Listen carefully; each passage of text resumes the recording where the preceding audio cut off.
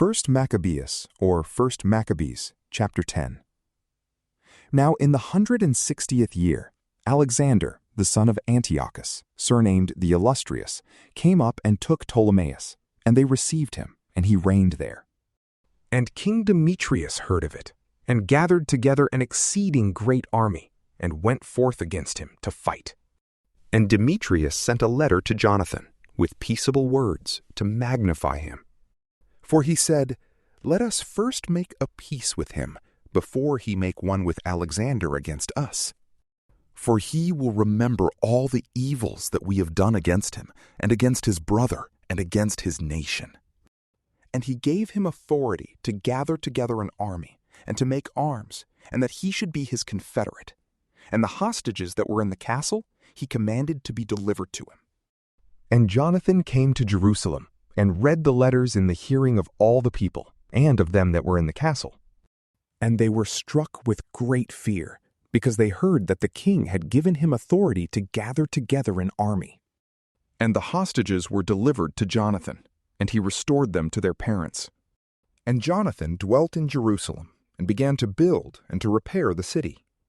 And he ordered workmen to build the walls, and Mount Sion round about with square stones for fortification.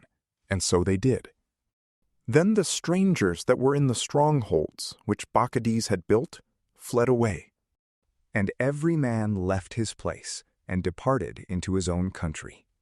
Only in Bethsura there remained some of them, that had forsaken the law and the commandments of God, for this was a place of refuge for them. And King Alexander heard of the promises that Demetrius had made Jonathan, and they told him of the battles and the worthy acts that he and his brethren had done, and the labors that they had endured. And he said, "Shall we find such another man? Now therefore we will make him our friend and our confederate."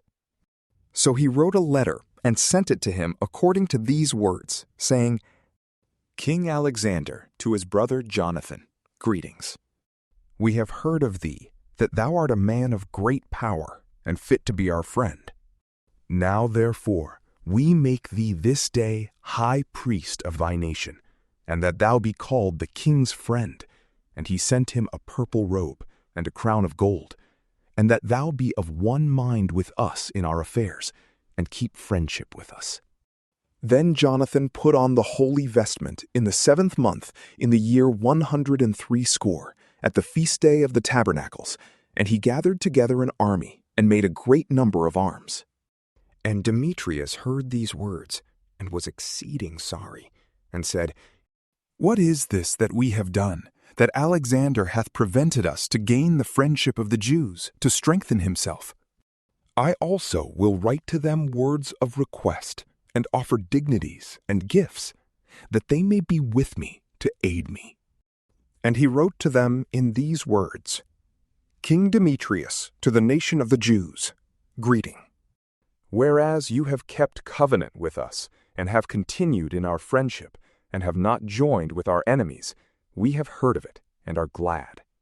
Wherefore now continue still to keep fidelity towards us, and we will reward you with good things, for what you have done in our behalf. And we will remit to you many charges, and will give you gifts. And now I free you, and all the Jews, from tributes, and I release you from the customs of salt, and remit the crowns, and the thirds of the seed. And the half of the fruit of trees, which is my share, I leave to you from this day forward, so that it shall not be taken of the land of Judah, and of the 3 cities that are added thereto out of Samaria and Galilee, from this day forth and forever. And let Jerusalem be holy and free, with the borders thereof, and let the tenths and tributes be for itself. I yield up also the power of the castle that is in Jerusalem, and I give it to the high priest, to place therein such men as he shall choose to keep it. And every soul of the Jews that hath been carried captive from the land of Judah in all my kingdom, I set at liberty freely, that all be discharged from tributes, even of their cattle. And I will that all the feasts, and the Sabbaths, and the new moons, and the days appointed, and 3 days before the solemn day, and 3 days after the solemn day, be all days of immunity and freedom, for all the Jews that are in my kingdom. And no man shall have power to do anything against them, or to molest any of them in any cause. And let there be enrolled in the king's army to the number of 30,000 of the Jews, and allowance shall be made them, as is due to all the king's forces, and certain of them shall be appointed to be in the fortresses of the great king. And some of them shall be set over the affairs of the kingdom, that are of trust, and let the governors be taken from among themselves, and let them walk in their own laws, as the king hath commanded in the land of Judah. And the 3 cities that are added to Judea, out of the country of Samaria, let them be accounted with Judea, that they may be under one, and obey no other authority but that of the high priest. Ptolemais and the confines thereof I give as a free gift to the holy places that are in Jerusalem, for the necessary charges of the holy things. And I give every year 15,000 sickles of silver out of the king's accounts, of what belongs to me.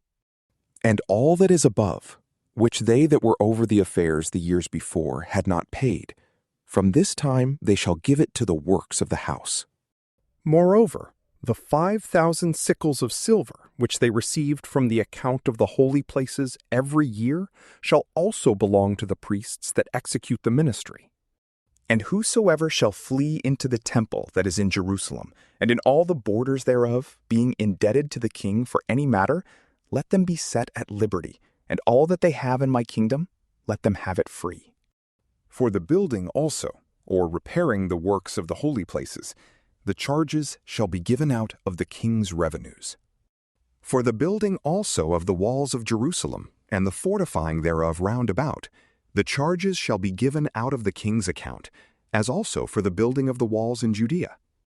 Now when Jonathan and the people heard these words, they gave no credit to them, nor received them, because they remembered the great evil that he had done in Israel, for he had afflicted them exceedingly. And their inclinations were towards Alexander, because he had been the chief promoter of peace in their regard, and him they always helped. And King Alexander gathered together a great army, and moved his camp near to Demetrius. And the 2 kings joined battle, and the army of Demetrius fled away, and Alexander pursued after him, and pressed them close. And the battle was hard fought, till the sun went down, and Demetrius was slain that day. And Alexander sent ambassadors to Ptolemy, king of Egypt, with words to this effect, saying, Forasmuch as I am returned into my kingdom, and am set in the throne of my ancestors, and have gotten the dominion, and have overthrown Demetrius, and possessed our country, and have joined battle with him, and both he and his army have been destroyed by us, and we are placed in the throne of his kingdom. Now therefore, let us make friendship one with another, and give me now thy daughter to wife, and I will be thy son-in-law, and I will give both thee and her gifts worthy of thee. And King Ptolemy answered, saying, Happy is the day wherein thou didst return to the land of thy fathers, and sattest in the throne of their kingdom. And now I will do to thee as thou hast written, but meet me at Ptolemais, that we may see one another, and I may give her to thee as thou hast said. So Ptolemy went out of Egypt with Cleopatra his daughter, and he came to Ptolemais in the 162nd year. And King Alexander met him, and he gave him his daughter, Cleopatra, and he celebrated her marriage at Ptolemais with great glory, after the manner of kings. And King Alexander wrote to Jonathan that he should come and meet him. And he went honorably to Ptolemais, and he met there the 2 kings, and he gave them much silver and gold and presents, and he found favor in their sight.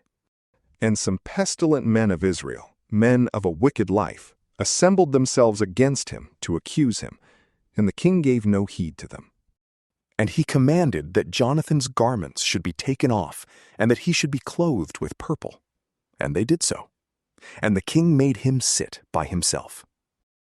And he said to his princes, Go out with him into the midst of the city, and make proclamation, that no man complain against him of any matter, and that no man trouble him for any manner of cause.